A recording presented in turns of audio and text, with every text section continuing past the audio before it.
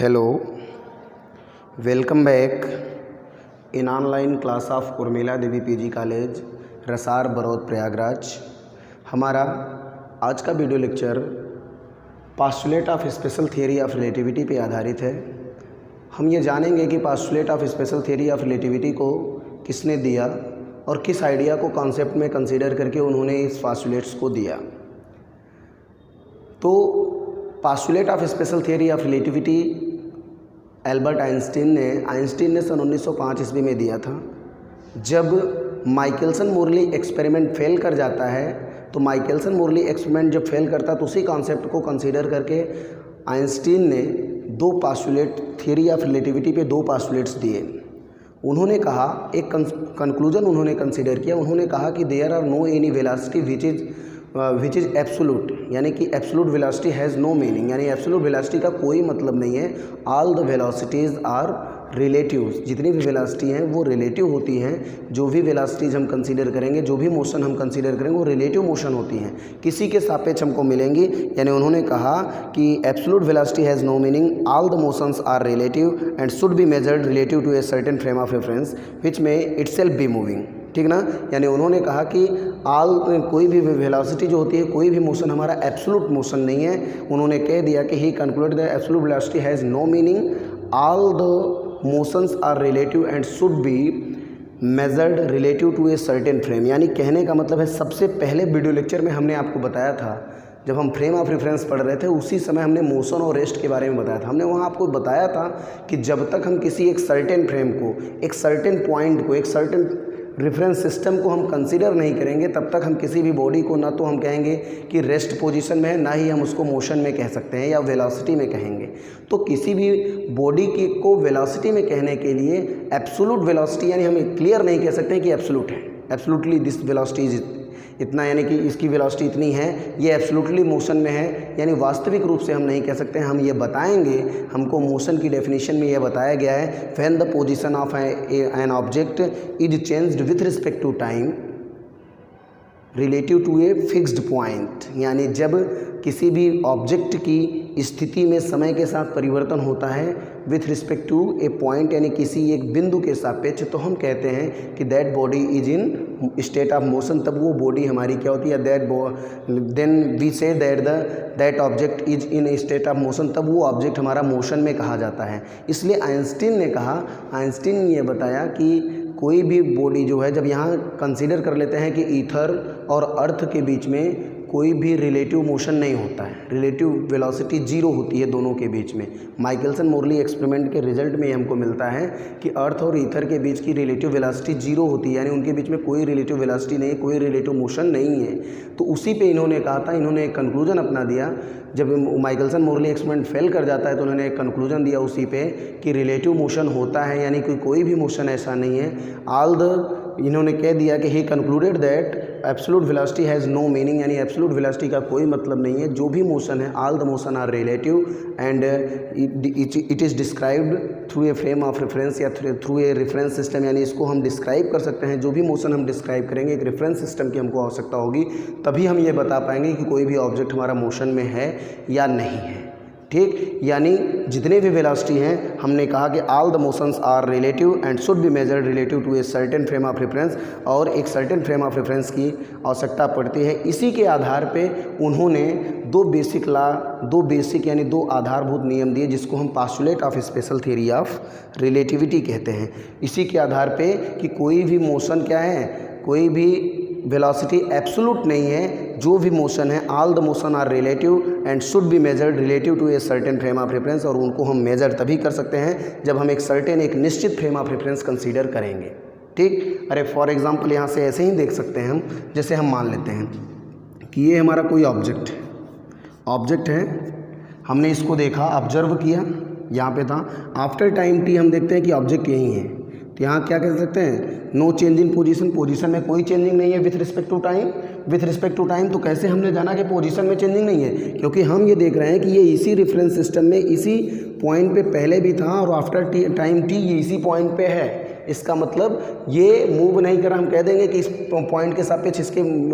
Position में कोई changing नहीं होती है, इसलिए ऑब्जेक्ट हमारा क्या है, रेस्ट पोजीशन में। इसी प्रकार से जब अगर ये ऑब्जेक्ट यहाँ आ जाए आफ्टर टाइम टी, ये ऑब्जेक्ट यहाँ आया तो हम कहेंगे कि the position of object it change with respect to time, यानी इसकी पोजीशन में चेंजिंग हुई है, यानी ऑब्जेक्ट हमारा क्या है, मोशन में है। तो इस प्रकार से यानी कि हम कैसे कहेंगे कि पहले ये यहाँ पे था, इस पॉइंट पे था, इस पॉइंट के सापेक्ष इसकी स्थिति में चेंजिंग हुई है, यानी ये रेफरेंस सिस्टम, ये पॉइंट जो है हमारा है, ये रेफरेंस पॉइंट हमको बता रहा है कि पहले ये यानी जो ऑब्जेक्ट था इस रेफरेंस पॉइंट पे था, अब ऑब्जेक्ट इस रेफरेंस पॉइंट पे है, तो ऑब्जेक्ट के रेफरेंस पॉइंट में चेंजिंग हुई, दैट मीन्स ऑब्जेक्ट की स्थिति में चेंजिंग हुई है with respect to time, hence we say that the object is in motion. तब हम कह सकते हैं कि जो हमारा ऑब्जेक्ट है वो मोशन में है, ठीक। तो इसी के आधार पे इसी आइडिया को उन्होंने कंक्लूड किया। जब ये माइकलसन मोरली एक्सपेरिमेंट में ये मिलता है कि अर्थ और ईथर के बीच में कोई रिलेटिव मोशन नहीं होता है, रिलेटिव वेलोसिटी जीरो होती है, तो उन्होंने कहा कि ऐसा नहीं हो सकता है। उन्होंने कंक्लूजन एक दिया कि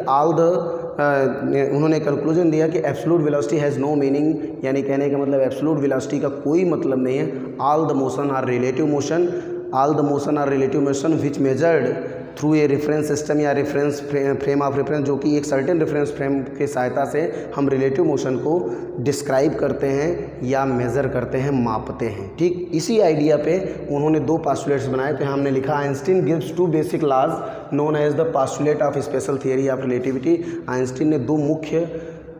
नियम दिए जिसको हम postulate of special theory of relativity कहते हैं, स्पेशल थियरी ऑफ रिलेटिविटी की अवधारणा कहते हैं। पास्टुलेट फर्स्ट क्या कहता है आइंस्टीन का, आइंस्टीन पास्टुलेट फर्स्ट में बताते हैं द प्रिंसिपल ऑफ इक्विवेलेंस, यानी समतुल्यता का सिद्धांत। समतुल्यता के सिद्धांत में उन्होंने क्या कहा, उन्होंने कहा कि according to the first postulate of Einstein, first postulate हम यहाँ कह सकते हैं अकॉर्डिंग टू इट का मतलब है अकॉर्डिंग टू फर्स्ट पास्टुलेट या according to the principle of equivalence, ऐसा भी कह सकते हैं। According to it the laws of physical phenomena are ORR कह सकते हैं, अथवा basic laws of physics are the same in all inertial frame of reference, that is करके हमने लिखा all the inertial system are equivalent to express the laws of physics. यानी कहने का मतलब है कि इस नियम के अनुसार या इस सिद्धांत के अनुसार या फर्स्ट पास्टुलेट के अनुसार आइंस्टीन ने क्या कहा, आइंस्टीन ने कहा कि the law of physical phenomena, यानी भौतिकी घटनाओं के जो नियम हैं या भौतिकी के जो आधारभूत मुख्य मूल नियम हैं, आर सेम, या यहाँ बेसिक लॉज ऑफ फिजिक्स का मतलब है भौतिकी के मुख्य नियम या मूल नियम, या लॉ ऑफ फिजिकल फिनोमेना यानी भौतिकी घटनाओं के जो नियम हैं, एक इस नियम के अनुसार यानी फर्स्ट पास्टुलेट के अनुसार आइंस्टीन ने कहा कि भौतिकी घटनाओं के जो नियम हैं या भौतिकी के जो मूल नियम हैं आर सेम, यानी एक समान होते हैं इन all inertial frame of reference, यानी सभी जड़त्वीय निर्देशन तंत्रों में भौतिकी के जो मूल नियम हैं, जो भौतिकी के मुख्य आधारभूत नियम हैं, भौतिकी घटनाओं के जो भी मुख्य नियम हैं वो नियम क्या होंगे, all the inertial frame of reference, सभी जड़त्वीय निर्देशन तंत्रों में एक समान होंगे, कांस्टेंट होंगे, उसमें कोई भी परिवर्तन नहीं होगा। यानी यदि हम Newton's law of motion, Newton's law of motion हम फर्स्ट फ्रेम यानी फ्रेम यस में कंसीडर करें, which is in rest position, which is in rest frame, and this law Newton second law of motion are also treated in the second frame S dash which is in motion with respect to frame S, यानी जो frame yes के सापेक्ष motion में है, move कर रहा है with uniform velocity v, एक समान वेग v से जो फ्रेम यस के सापेक्ष मूव कर रहा है। अगर दोनों फ्रेमों में हम पहले फ्रेम में न्यूटन्स लॉ ऑफ मोशन यानी F बराबर m इंटू ए यानी पार्टिकल पे कार्य करने वाले बल की गणना करें इनर्शियल फ्रेम यानी कि इन इनर्शियल फ्रेम यस में कंसीडर करें, और वही वैल्यू हम वही फोर्स हम इनर्शियल यानी कि इनर्शियल फ्रेम यस डैश में कंसीडर करें दोनों फ्रेमों में, जबकि एक फ्रेम हमारा मूव कर रहा है, दूसरा फ्रेम हमारा क्या है, रेस्ट में, एक फ्रेम हमारा रेस्ट में है, दूसरा फ्रेम हमारा मूव कर रहा है। दोनों फ्रेमों में जो भौतिकी के मुख्य नियम होंगे, चाहे फ्रेम हमारा रेस्ट को इनर्शियल हो चाहे मूविंग फ्रेम में हो, यानी यदि हमारा फ्रेम जड़त्वीय निर्देशन तंत्र है तो उसमें भौतिकी के जो भी मुख्य नियम आप कंसीडर करेंगे वो एक समान होंगे, चाहे हम रेस्ट फ्रेम में कंसीडर करें चाहे उसको हम एक समान वेग से गति करने वाले फ्रेम में कंसीडर करें। समझ में आ रहा है कि नहीं? यानी इस प्रकार से हम कह सकते हैं, यहाँ से इस प्रकार से हम ये कह सकते हैं कि भौतिकी के जो मुख्य नियम हैं हमने आपको पीछे सिद्ध करके गैलीलियन इनवेरियंस के आधार पर दिखाया भी है। तो postulate of special theory of relativity हमारी इसी आधार पर बनती है कि भौतिकी के जो मुख्य नियम और सिद्धांत हैं वो सभी जड़त्वीय निर्देशन तंत्रों में एक समान होंगे, उनमें कोई भी परिवर्तन नहीं होगा। ऐसा नहीं है कि जब हम फ्रेम यस में लेंगे तो फोर्स का फार्मूला मास इंटू एक्सीलरेशन होगा, m इंटू ए के बराबर होगा, और जब हम उसी को एक दूसरे इनर्शियल फ्रेम जो v वेलोसिटी से मूव करता है उसमें कंसीडर करेंगे तो फोर्स का फार्मूला m इंटू ए से बदल के दूसरा कुछ हो जाएगा। यानी जो फोर्स हमारा है, फोर्स एक्ट करेगा पार्टिकल पे इन फ्रेम एस डैश, जो ऑब्जर्व किया जाएगा फ्रेम एस के द्वारा, वही ऑब्जर्वेशन जब पार्टिकल हमारा फ्रेम एस में लाइज करेगा और उस पे के ऊपर कार्य करने वाले बल की जब हम गणना करेंगे तो फ्रेम एस डैश से भी हमको वही ऑब्जर्वेशन प्राप्त होगा। यानी कहने का मतलब है कि फ्रेम एस और एस डैश का जो ऑब्जर्वेशन होगा, जो भौतिकी के मुख्य नियम होंगे, उनको जब हम फ्रेम एस और एस डैश से ऑब्जर्व करेंगे तो वो क्या होंगे, एक समान होंगे, उसमें कोई भी परिवर्तन नहीं होगा। समझ में आया कि नहीं? ये उनका फर्स्ट पास्टुलेट था। सेकेंड पास्टुलेट में कहते हैं constituency of speed of light. इस पास्टुलेट्स के अनुसार उन्होंने क्या किया, constituency of speed of light यानी कि स्पीड ऑफ लाइट यानी प्रकाश के वेग का, प्रकाश की चाल का स्थिरांक यानी स्थिरता कह सकते हैं, या नियत चाल यानी प्रकाश की नियत चाल जो है नियतांक कह सकते हैं, स्थिरता कह सकते हैं। Constituency of speed of light यानी प्रकाश की जो चाल होती है वो अचर होती है, यानी कहने का मतलब इनवेरिएंट होती है, अपरिवर्तित होती है, ऑल द इनर्शियल फ्रेम या all the frame of reference यानी भौतिकी, यानी कहने का मतलब किसी भी निर्देशन तंत्र में हम कंसीडर करें, किसी भी निर्देशन तंत्र में लें तो constituency of speed of light यानी प्रकाश की चाल किसी भी निर्देशन तंत्र में क्या होती है, किसी भी निर्देशन तंत्र में एक समान होती है, स्थिर होती है, यानी उसमें कोई भी परिवर्तन नहीं होता है। यानी हम कह सकते हैं कि the speed of light is invariant, the speed of light is invariant in all frame of reference. All inertial की बात नहीं है, ऑल फ्रेम ऑफ रेफरेंस, सभी निर्देशन तंत्रों से में क्या होती है, स्पीड ऑफ लाइट कांस्टेंट होती है, यानी एक समान होती है, या कह सकते हैं सेम होती है। तो इसी इसके आधार पर पास्टुलेट सेकंड के आधार पर लिखा गया अकॉर्डिंग टू इट, यानी पास्टुलेट द्वितीय के अनुसार या constituency of speed of light के अनुसार, इस नियम के अनुसार क्या है कि the speed of light in free space यानी निर्वात में जो प्रकाश की चाल होगी, the speed of light in free space is same for all observer. यहाँ लिखा गया अकॉर्डिंग टू इट, यानी सेकंड पास्टुलेट आइंस्टीन ने जो दिया, आइंस्टीन ने कहा जो प्रकाश की चाल होगी वो इन पे यानी फ्री स्पेस निर्वात में जो प्रकाश की चाल होगी, प्रकाश की चाल फॉर ऑल ऑब्जर्वर सभी प्रेक्षकों के लिए, सभी प्रेक्षणकर्ताओं के लिए एक समान होगी, एंड इज इंडिपेंडेंट और यह स्वतंत्र होगी ऑफ इनर्शियल सिस्टम जड़त्वीय निकाय से, सोर्स ऑफ लाइट यानी जहाँ से प्रकाश इमिट होगी, जनरेट होगी, प्रोड्यूस होगी उससे, एंड द ऑब्जर्वर और ऑब्जर्वर से। यानी कहने का मतलब है आइंस्टीन ने अपने सेकंड पास्टुलेट में बताया कि द्वितीय पास्टुलेट के अनुसार जो प्रकाश की चाल होगी वो प्रकाश की चाल क्या होगी, सभी ऑब्जर्वर के लिए, सभी सिस्टम के, चाहे इनर्शियल फ्रेम हो चाहे नॉन इनर्शियल फ्रेम हो, सभी ऑब्जर्वर के लिए एक समान होगी। प्रकाश की चाल इन फ्री स्पेस निर्वात में प्रकाश की चाल सभी ऑब्जर्वर के लिए, स्पेस में प्रकाश की चाल सभी ऑब्जर्वर्स के लिए एक समान होगी, और यह स्वतंत्र होगी किससे, इनर्शियल सिस्टम जड़त्वीय निकाय से। यानी ऐसा नहीं है कि जड़त्वीय निर्देशन तंत्र रहेगा तभी प्रकाश की चाल हमारी कांस्टेंट रहेगी, अगर नॉन इनर्शियल फ्रेम में हम लाइट वेलोसिटी ऑफ लाइट को कंसीडर करें तो उसकी वैल्यू बदल जाएगी, ऐसा कुछ नहीं। यानी इनर्शियल फ्रेम ऑफ रेफरेंस यानी इनर्शियल सिस्टम से स्वतंत्र होगी, सोर्स से, यानी ऐसा नहीं है कि जब प्रकाश की जो लाइट हमारी इमिट होगी जब सूर्य से निकलेगी तभी उसकी लाइट 3 × 10⁸ मीटर पर सेकंड होगी, चाहे जिस सोर्स से हो, चाहे छोटी टार्च से निकले चाहे बड़े सोर्स से निकले, चाहे जिस सोर्स से प्रकाश इमिट करेगा, उत्सर्जित होगा, प्रकाश निकलेगा, प्रोड्यूस होगा, वो उसकी वेलोसिटी क्या होगी 3 × 10⁸ मीटर पर सेकंड ही होगी इन स्पेस। ठीक है, यानी उसकी वेलोसिटी में कोई भी परिवर्तन नहीं होगा। जो उसकी स्पीड यानी कि स्पीड ऑफ लाइट है वो इनर्शियल सिस्टम से, जड़त्वीय निकाय से, सोर्स यानी स्रोत जहाँ से प्रकाश उत्पन्न होगा उस सोर्स पे नहीं निर्भर करेगा कि जैसे हम छोटी टार्च से जो प्रकाश निकल रहा है उसकी वेलोसिटी अलग होगी, जो बल्ब से निकल रहा है उसकी वेलोसिटी अलग होगी, जो हैलोजन से निकल रहा है उसकी वेलोसिटी अलग होगी, जो सूर्य से निकल रहा है उसकी वेलोसिटी अलग होगी, ऐसा नहीं है। जो भी प्रकाश इमिट होगा उसकी चाल स्पीड ऑफ लाइट क्या रहेगी, इससे यानी सोर्स से इंडिपेंडेंट रहेगी, सोर्स से स्वतंत्र है, यानी चाहे छोटा सोर्स हो चाहे बड़ा सोर्स हो, प्रकाश जो इमिट होगा उसकी चाल क्या रहेगी, जितनी होती है यानी कांस्टेंट रहेगी, उसमें किसी प्रकार का कोई अंतर नहीं रहेगा। एंड द ऑब्जर्वर, और ऑब्जर्वर से स्वतंत्र होगी कि ऑब्जर्वर हमारा स्पेस में है या ऑब्जर्वर हमारा इनर्शियल फ्रेम में है, ऑब्जर्वर हमारा नॉन इनर्शियल फ्रेम में है तो स्पीड ऑफ लाइट अलग होगी, ऐसा कुछ नहीं है। ऑब्जर्वर से नहीं, यानी सभी प्रकार के ऑब्जर्वर्स के लिए speed of light in space यानी प्रकाश की चाल स्पेस में सभी ऑब्जर्वर्स के लिए एक समान होगी, और यह speed of light inertial system जड़त्वीय निकाय से, सोर्स स्रोत से और ऑब्जर्वर सबसे स्वतंत्र होगी। यानी कहने का मतलब स्पीड ऑफ लाइट यानी प्रकाश की चाल पे ना तो सोर्स का कोई प्रभाव पड़ेगा, सोर्स बदल गया तो स्पीड ऑफ लाइट बदल जाएगी, ऐसा नहीं होगा। ठीक है,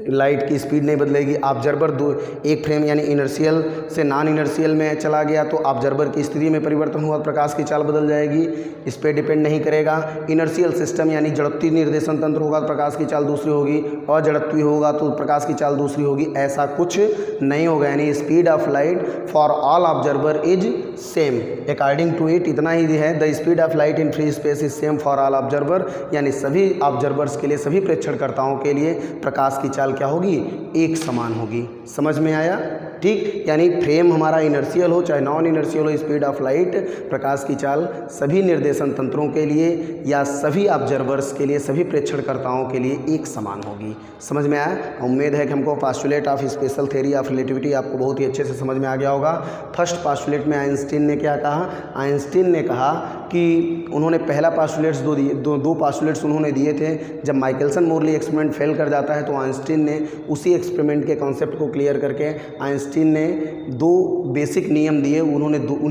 आइंस्टीन के जो दो बेसिक नियम उन्होंने दिए, उन्हीं दो बेसिक नियम को postulate of special theory of relativity के नाम से जाना जाता है। उन्होंने अपने पहले पास्टुलेट में कहा, उन्होंने कहा कि all the physical laws,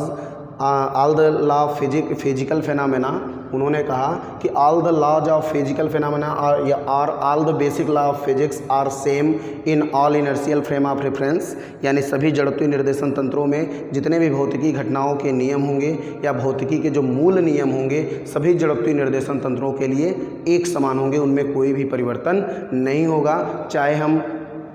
moving frame से ऑब्जर्व करें या हम रेस्ट फ्रेम से ऑब्जर्व करें, यदि फ्रेम हमारा इनर्शियल है तो भौतिकी के जो मुख्य नियम हैं वो एक समान होंगे for all inertial frame of reference. ठीक है, और दूसरे पास्टुलेट में उन्होंने कहा कि द स्पीड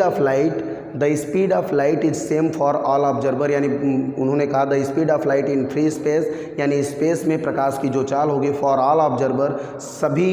प्रेक्षणकर्ताओं के लिए, for all frame of reference, सभी निर्देशन तंत्रों के लिए एक समान होगी, बराबर होगी, उसमें कोई भी अंतर नहीं होगा। और ये प्रकाश की चाल एंड इट इज़ इंडिपेंडेंट, यहाँ लिखा है एंड इज इंडिपेंडेंट यानी speed of light is independent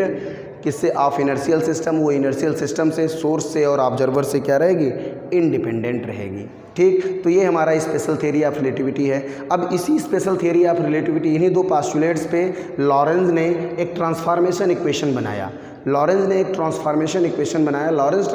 equation जो होता है, जैसे गैलीलियन ट्रांसफॉर्मेशन इक्वेशन होता है, उसी प्रकार से लॉरेंज ने ट्रांसफॉर्मेशन इक्वेशन बनाया। लॉरेंज ने कहा, जैसे हम गैलीलियन ट्रांसफॉर्मेशन इक्वेशन लेते हैं तो गैलीलियन ट्रांसफॉर्मेशन इक्वेशन में हम कहते हैं कि जो जब कोई सेकेंड फ्रेम हमारा फर्स्ट फ्रेम के सापेक्ष एक समान वेग से positive direction of x axis में चलता है, तो हमने आपको लॉरेंज गैलीलियन ट्रांसफॉर्मेशन में इक्वेशन प्राप्त किया है, x dash equal to x minus v t, y dash equal to y, z dash equal to z, t dash equal to t. लेकिन जब हम लॉरेंज ट्रांसफॉर्मेशन इक्वेशन निकालते तो लॉरेंज ने क्या कहा? लॉरेंज ने कहा कि जो प्रकाश की, यानी कि लॉरेंज ने बताया पास्टुलेट्स, इन्हीं दो पास्टुलेट्स पे कंसीडर करके, इन्हें फर्स्ट पास्टुलेट और सेकंड पास्टुलेट्स के आधार पे लॉरेंज ने ट्रांसफॉर्मेशन के 4 इक्वेशंस दिए। उन्होंने चारों इक्वेशंस जो दिया है पोजीशन का और टाइम कोऑर्डिनेट को, उन्होंने बताया कि जो टी की वैल्यू हम Galilean transformation t equal to t dash consider करते हैं, लॉरेंज ने बताया कि जो टाइम होता है वो t equal to t dash नहीं होता है, बल्कि टी और टी डैश आपस में इक्विवेलेंट नहीं होते हैं। लॉरेंज ने ऐसा कहा, ठीक ना। लॉरेंज ने ये कहा कि जो t equal to t dash हम कंसीडर करते हैं वो value t equal to t dash नहीं होती है। और एक चीज़ उन्होंने सिद्ध किया, गैलीलियन ट्रांसफॉर्मेशन में जैसे हम कहते हैं कि जो पोजीशन कोऑर्डिनेट होता है एक्स डैश इक्वल टू, यानी फ्रेम एस डैश में, फ्रेम एस के सापेक्ष एस डैश में स्थित किसी भी घटना के बारे में जब हम अध्ययन करते हैं, किसी भी घटना के पोजीशन को जब हम कंसीडर करते हैं तो हमको वैल्यू मिलती है x dash equal to x minus b t. तो लॉरेंज ने कहा कि जो x dash equal to x minus b t मिलता है, ये एक्स x और x डैश में जो यानी कि जो फ्रेम यस के कोऑर्डिनेट्स हैं और फ्रेम यस डैश के जो कोऑर्डिनेट हैं आपस में रिलेट करते हैं, इनके बीच में जो रिलेशन है ये डायरेक्ट इक्वल नहीं होंगे, यानी x equal to x dash equal to x minus v t नहीं होगा, बल्कि ये एक दूसरे के क्या होंगे, प्रोपोर्शनल होंगे। यानी हम कह सकते हैं x dash is proportional to, यानी जो पोजीशन में चेंजिंग होगी एक फ्रेम से दूसरे फ्रेम के सापेक्ष, यानी गैलेलियन ट्रांसफॉर्मेशन हम क्या करते हैं, Galilean transformation are used to transform the coordinate of an event from one inertial frame to another inertial frame. Galilean transformation का उपयोग हम करते हैं एक फ्रेम के कोऑर्डिनेट को दूसरे फ्रेम के कोऑर्डिनेट में इंटरचेंज करने के लिए। जब हम कोऑर्डिनेट को रिलेट करेंगे तो कोऑर्डिनेट जो होगा हमारा डायरेक्ट इक्वल नहीं होगा, बल्कि एक दूसरे के क्या होगा, प्रोपोर्शनल होगा। जैसे जैसे फ्रेम हमारा आगे बढ़ता जाएगा, मूव करता जाएगा, उसके पोजीशन में चेंजिंग होगी। तो जो हमारा पोजीशन होगा वो इक्विवेलेंट नहीं होगा, x dash equal to x minus v t नहीं होगा, एक एग्जैक्ट वैल्यू नहीं होगी, बल्कि क्या होगी, एक्स डैश, यानी जो हमारा पोजीशन है, position in frame S dash which is measured by the observer in frame yes, जो कि यस के ऑब्जर्वर के द्वारा पार्टिकल के पोजीशन को मेजर किया जाता है, वो पार्टिकल का पोजीशन समय के साथ धीरे धीरे बदलता रहेगा। यानी कहने का मतलब जैसे जैसे समय परिवर्तित होगा पोजीशन भी चेंज होता रहेगा। तो इसलिए पोजीशन जो हमारा है वो डायरेक्ट इक्विवेलेंट नहीं होगा, यानी इक्वल नहीं होगा, बल्कि एक रिलेटिव क्वांटिटी होगी और प्रोपोर्शनल होगी एक दूसरे के। यानी कहने का मतलब हम कह सकते हैं x dash is equal to x minus v t नहीं होगी, बल्कि x dash proportional to x minus v t होगी। जैसे जैसे टी की वैल्यू बदलती जाएगी उसकी भी वैल्यू बदलती जाएगी, यानी इसके अनुक्रमानुपाती होगा, यानी पोजीशन चेंज होता रहेगा एक फ्रेम का दूसरे। जैसे जैसे एक्स डैश की वैल्यू बदलेगी वैसे वैसे एक्स की वैल्यू भी बदलती जाएगी, यानी ऑब्जर्वेशन बदलता जाएगा। इसलिए एक्स डैश और is equal to x minus v t न होकर लॉरेंज ने कहा कि x dash equal to x minus v t नहीं होगा, बल्कि क्या होगा, x dash proportional to x minus v t होगा। यानी हम कह सकते हैं x dash is equal to हो जाएगा के इंटू, प्रोपोर्शनल का चिन्ह हटाएंगे जब इक्वल करेंगे तो एक कांस्टेंट के रहेगा, एक प्रोपोर्शनलिटी कांस्टेंट के मल्टीप्लाइड में रहेगा, यानी इतना टाइम्स ज़्यादा हो जाएगा, एक्स डैश इक्वल टू आ जाएगा k into x minus v t के। इसी कॉन्सेप्ट को कंसीडर करके, इसी पास्टुलेट ऑफ फर्स्ट पास्टुलेट का यूज करके हम ऐसा करते हैं। क्यों करते हैं, क्योंकि फर्स्ट पास्टुलेट हमारा कहता है कि जो दोनों नियम हैं, यानी दोनों ऑब्जर्वेशन से, यहाँ हमने कहा कि according to it the law of physical phenomena और basic law of physics are same in all inertial frame, सभी जड़त्वीय निर्देशन तंत्रों में एक समान होगा। तो जो यस से ऑब्जर्वेशन हमको यस डैश में मिलेगा वही ऑब्जर्वेशन हमको यस डैश से यस में मिलेगा। समझ में आया कि नहीं। यानी एक्स इज इक्वल टू, जैसे x dash equal to x minus v t होता है, उसी प्रकार से इसको हम इंटरचेंज भी कर सकते हैं, इंटरचेंज कह सकते हैं। यानी जो ऑब्जर्वेशन हमको मिला फ्रेम यस से यस डैश के, यस डैश में पार्टिकल जो लाइज करता है, यस से हमने ऑब्जर्व किया, उसकी जो हमको पोजीशन में चेंजिंग मिली x dash equal to x minus v t मिलता है, वही पोजीशन में चेंजिंग हमको फाइंड होगा जब हम फ्रेम यस डैश से मेजर करेंगे। तो फ्रेम यस डैश से जब हम मेजर करेंगे तो केवल कोऑर्डिनेट इंटरचेंज हो जाएंगे और सारी घटनाएं वही रहेंगी। कोऑर्डिनेट इंटरचेंज हो जाएगा, यानी जहाँ एक्स डैश है वहाँ एक्स हो जाएगा, जहाँ एक्स है वहाँ एक्स डैश हो जाएगा, जहाँ भी है वहाँ माइनस भी हो जाएगा। क्यों होगा, ये सारी चीज़ें हमने बताई। इस प्रकार से जब हम यहाँ लॉरेंस ट्रांसफॉर्मेशन में कंसीडर करेंगे तो गैलेलियन ट्रांसफॉर्मेशन में जो इक्वेशन हमको प्राप्त होता है x dash equal to x minus v t, वो x dash equal to x minus v t न प्राप्त होकर हमको क्या मिलेगा, वो हमको मिलेगा x dash is equal to x dash proportional to x minus v t होगा, या इम्प्लाइज दैट जब आप इसको लिखेंगे तो x dash is equal to हो जाएगा k into x minus v t के। अब इसी अकॉर्डिंग टू फर्स्ट पास्टुलेट, जब पहले पास्टुलेट का हम यूज करेंगे तो पहला पास्टुलेट हमारा क्या कहता है कि ऑल द फिजिकल लॉज या all the laws of physical phenomena are same for all inertial frame, सभी इनर्शियल फ्रेम के लिए एक समान होगा। तो जो इनके बीच में यानी यस से यस डैश का जो मेजरमेंट आता है, उसी प्रकार से यस डैश से यस का जब हम मेजरमेंट करेंगे तो वही वैल्यू हमको प्राप्त होगी। तो जब यस डैश से यस का मेजरमेंट करेंगे तो इन्वर्स ट्रांसफॉर्मेशन कंसीडर करेंगे। जब इन्वर्स ट्रांसफॉर्मेशन हम लेंगे तो जहाँ यक्स डैश है वहाँ हो जाएगा यक्स, के आपका कांस्टेंट है, प्रोपोर्शनलिटी कांस्टेंट के हो जाएगा, एक्स माइनस वी टी जहाँ है एक्स के स्थान पे हो जाएगा यक्स डैश हो जाएगा, माइनस भी है तो माइनस रहेगा, भी के स्थान पे माइनस भी हो जाएगा इंटू टी के, या वैल्यू आ जाएगी x is equal to k x dash plus v t k x dash plus v t आ जाएगा। तो यहाँ जो वैल्यू आएगी x dash plus v t, यहाँ माइनस भी क्यों होगा, क्योंकि जब हम यहाँ ध्यान दीजिए, यहाँ इस प्रकार से दो फ्रेम हम कंसीडर करेंगे, फ्रेम यस और यस डैश। जब यहाँ का ऑब्जर्वर फ्रेम यस को देखेगा, जैसे पार्टिकल यहाँ पी है तो पी पार्टिकल क्या है, एलॉन्ग पॉजिटिव डायरेक्शन मूव कर रही है, एलॉन्ग पॉजिटिव डायरेक्शन मूव कर रही है। तो जब ये यहाँ का ऑब्जर्वर जो ओ डैश है, जब ओ डैश इसको ऑब्जर्व करेगा, फ्रेम यस को ऑब्जर्व करेगा, तो इसको लगेगा कि पार्टिकल ये तो आगे पीछे, ये पार्टिकल तो इसके लिए यक्स डैश एस डिस्टेंस पे ही रहेगा, लेकिन चेंजिंग किस में होगी, ये देखेगा कि जो फ्रेम यस है ये negative direction of x axis से पॉजिटिव डायरेक्शन में चल रहा है, तो ये देखेगा यहाँ का ऑब्जर्वर कि जो फ्रेम यस है वो negative direction of x axis move कर रहा है, यानी एक्स एक्सिस के नेगेटिव डायरेक्शन में मूव कर रहा है। वही वेलोसिटी देखेगा जिस वेलोसिटी से ओ डैश मूव कर रहा है, ओ डैश जिस वेलोसिटी से मूव कर रहा है, यानी फ्रेम यस डैश जिस वेलोसिटी से मूव कर रहा है उसी वेलोसिटी से कहेगा कि फ्रेम यस अपोजिट डायरेक्शन में मूव कर रहा है। इसलिए भी की वैल्यू को जब हम यस डैश से मेजर करेंगे तो भी की वैल्यू को माइनस भी कंसीडर करेंगे फॉर फ्रेम यस, तो इसलिए यहाँ माइनस भी हो जाएगा और वैल्यू हमको मिल जाएगी x equal to k x dash plus v t के क्यों आया, क्योंकि लॉरेंज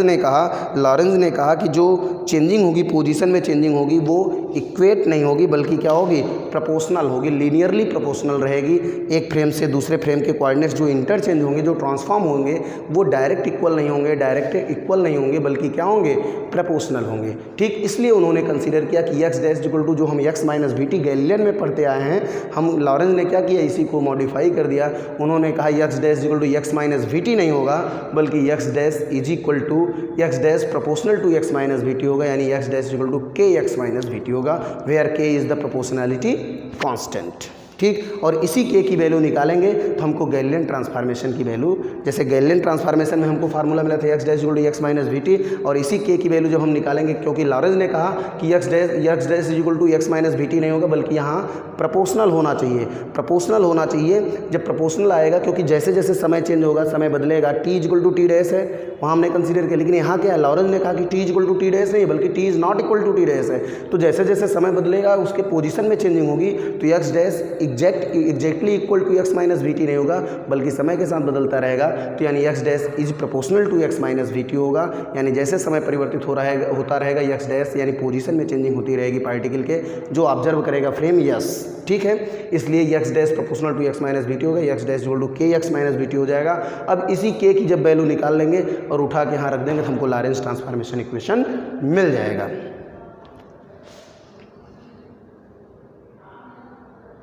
ठीक है, तो अगले वीडियो लेक्चर में हम आपको लॉरेंज ट्रांसफॉर्मेशन इक्वेशन पर डिस्कस करेंगे। ठीक है।